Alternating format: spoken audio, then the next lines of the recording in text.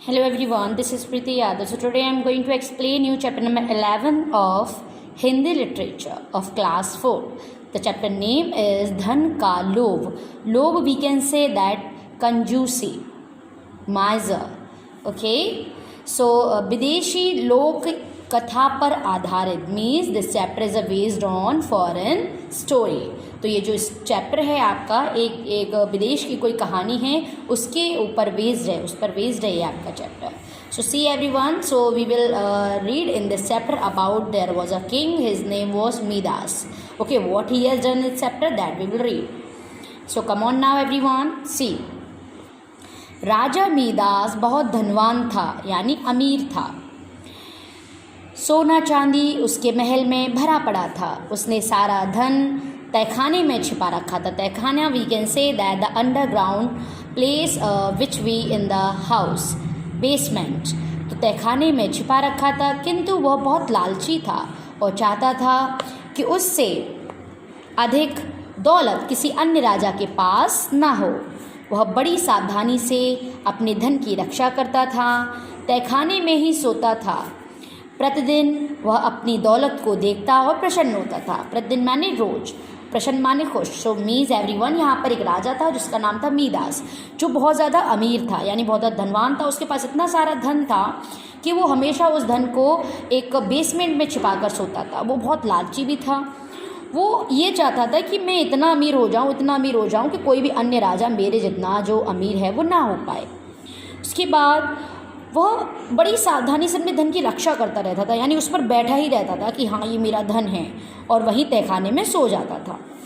उसके बाद एक दिन सायंकाल यानी शाम को मीदास अपने तहखाने में बैठा अशर्फियाँ गिन रहा था. What is the meaning of अशर्फियाँ? सोने के सिक्के. वो अशर्फियों को गिन रहा था, यानी सोने के सिक्कों को गिन रहा था. तब क्या हुआ that you can see in that picture. Okay everyone, so everyone come on now next page. जब वो अपने अशर्फियों को गिन रहा था तो क्या हुआ, कहीं से एक अजनबी उसके सामने आकर खड़ा हो गया. अजनबी एक बिना जान पहचान का व्यक्ति, जब वो तहखाने में बैठकर अपनी अशर्फियाँ गिन रहा था. मीदास बहुत बुरी तरह घबरा गया, परेशान हो गया. यह व्यक्ति आया कहाँ से? मीदास सोचने लगा कि अरे मैं तो तहखाने में बैठा हूँ और बस एक ही गेट है, ये व्यक्ति कैसे यहाँ आ गया. मीदास हैरान होकर अजनबी से कहा, डरो मत मीदास. यानी मीदास को हैरान देखकर अजनबी ने कहा कि डरो मत मीदास, मैं हूँ, मैं देवता हूँ, लक्ष्मी का पुत्र हूँ. उन्होंने कहा कि मैं एक देवता हूँ जो कि लक्ष्मी, माता लक्ष्मी का पुत्र हूँ. तुम बहुत समय से लक्ष्मी की पूजा कर रहे हो, इसलिए मैं तुमसे बहुत प्रसन्न हूँ. मांगो, क्या मांगते हो, मैं तुम्हारी इच्छा पूर्ण करूँगा. तो मीन्स यहाँ पर जो व्यक्ति था, या अनजान व्यक्ति, उसने मीदास से कहा कि मैं तो एक देवता हूँ जो कि लक्ष्मी का पुत्र हूँ. मांगो तुम मुझसे क्या मांगना चाहते हो, मैं तुम्हारी इच्छा को पूरा करूँगा. मीदास की खुशी का क्या कहना, यानी बहुत हैप्पी हो गया. वह सोचने लगा क्या मांगूँ. अचानक उसके दिमाग में एक विचार आया. यदि वह ऐसी शक्ति देवता से मांग ले कि जिस वह चीज़ को छुए वह सोने में बदल जाए, तो वह दुनिया का धनवान व्यक्ति बन सकता है. यहाँ पर मीदास ने सोचा कि यदि मैं ऐसा करता हूँ, मैं ना देवता से एक ऐसा वर मांग लेता हूँ, ऐसी एक शक्ति मांग लेता हूँ कि मैं जिस भी चीज़ को छूँगा वो हमारी सोने की हो जाएगी. यह सोचकर मीदास ने कहा, मुझे ऐसा वरदान दें, यानी आशीर्वाद दें कि मैं जिस भी चीज़ को छू लूँ वह सोने में बदल जाए. ये किसने कहा? मीदास ने कहा उन देवता से कि मुझे एक ऐसा वरदान दे दो कि मैं जिस भी चीज़ को छूँ वो मेरी सोने में बदल जाए. देवता ने हंसकर कहा, ऐसा ही होगा. यानी वो उसको वरदान देकर चले गए और वहाँ से गायब हो गया. यानी जो देवता थे वो उसको वरदान देने के बाद वहाँ से गायब हो गए.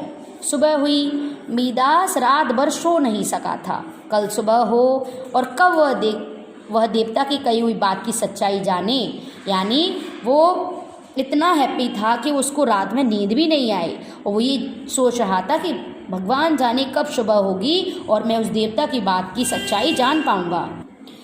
जब सुबह हुई, मीदास ने अपना हाथ पलंग पर रखा, फौरन पलंग सोने का हो गया। मीदास खुशी से नाचने लगा।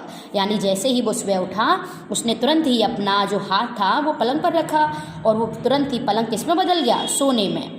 और वो खुशी से नाचने लगा। कितनी विचित्र यानी अनोखी शक्ति मिली थी उसे। मीदास दौड़ता हुआ बाग में गया, पेड़ों को छुआ तो पेड़ सोने के बन गए, फूलों को छुआ तो बेबी सोने के बन गए। तो यहाँ पर मीदास इतना हैप्पी था कि वो जिस भी चीज़ को छू रहा था वो सोने में बदल रही थी। So now everyone come on next page. अब खाने का समय हुआ और मीदास भोजन करने बैठा। जो मीदास था, अब खाने का समय हुआ तो क्या हुआ? वो भोजन करने बैठ गया। किंतु यह क्या, उसके छूते ही रोटी सोने की बन गई। मीदास ने जल्दी दूसरी रोटी उठाई और टुकड़ा मुंह में डाला।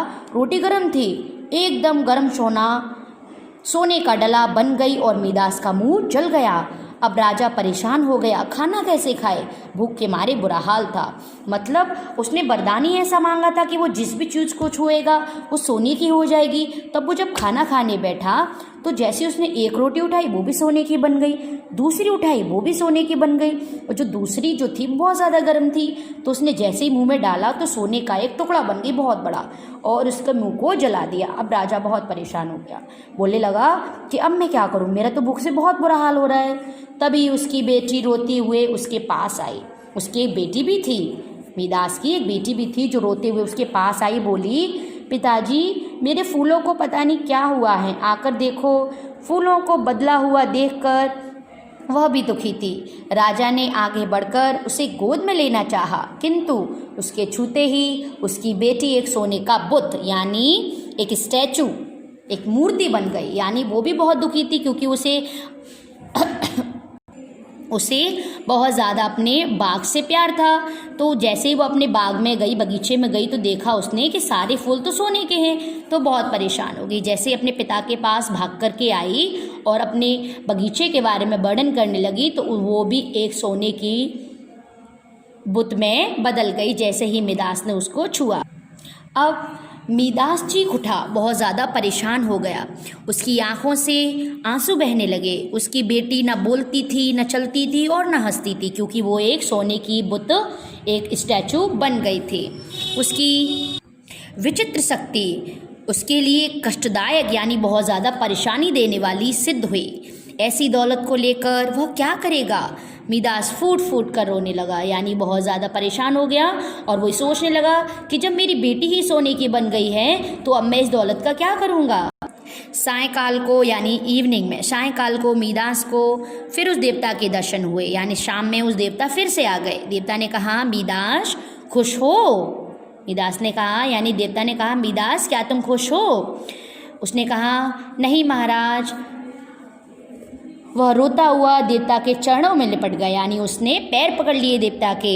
मुझे माफ़ कर दो भगवान, अपनी दी हुई शक्ति वापस ले लो।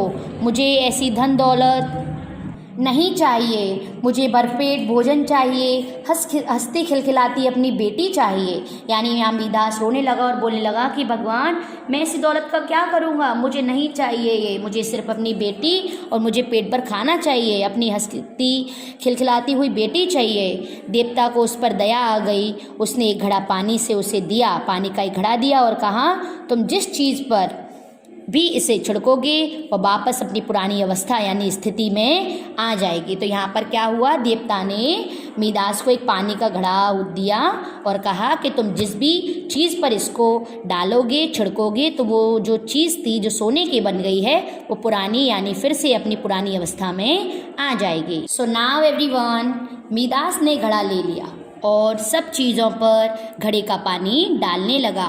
उसकी बेटी भागकर उसके गले से लग गई। सी एवरीवन, बाग के फूल अब फिर से पहले की तरह सुंदर लग रहे थे।